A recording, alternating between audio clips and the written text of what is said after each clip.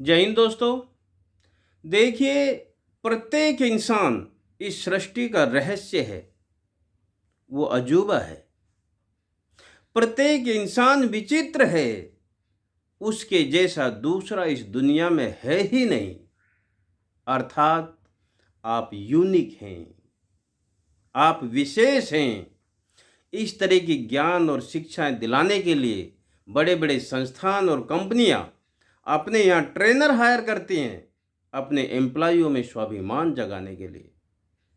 लेकिन देखिए, कितना सुंदर हमारे बुजुर्गों ने हमें यही सिखाने के लिए कैसा सिस्टम बनाया है। देखिए,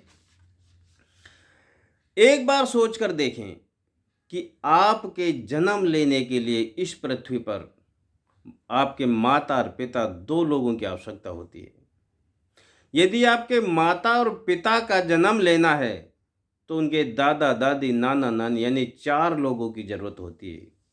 और यदि उन 4 लोगों का जन्म लेने की ज़रूरत हो तो 8 लोगों की ज़रूरत पड़ती है। इस तरह से यदि हम 12 पीढ़ी तक देखते हैं तो हमें 4094 बुजुर्गों की ज़रूरत होती है, सिर्फ अपने जन्म लेने के लिए।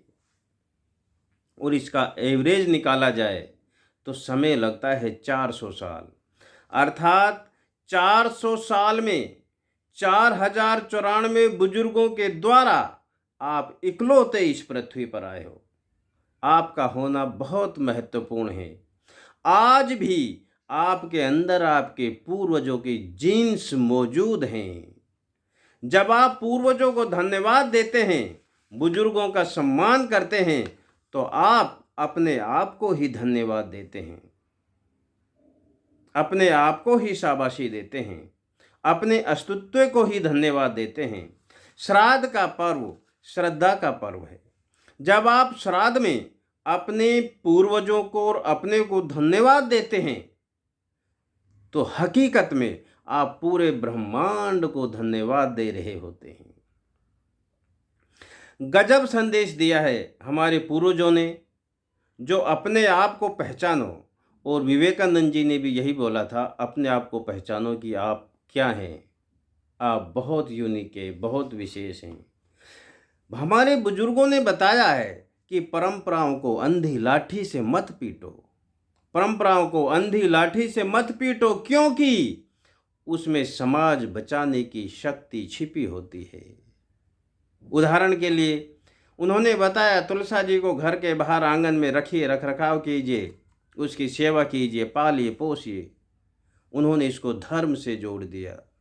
और किस बात को छुपाया कि 24 घंटा ऑक्सीजन देती है, इसलिए इसका अपने आगे उसको धर्म से इसलिए जोड़ा कि लोग मानते नहीं।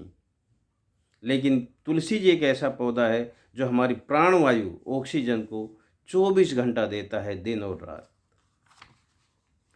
देखिए, हम इस सृष्टि में परमपिता परमात्मा के भेजे हुए उनके अवतार हैं।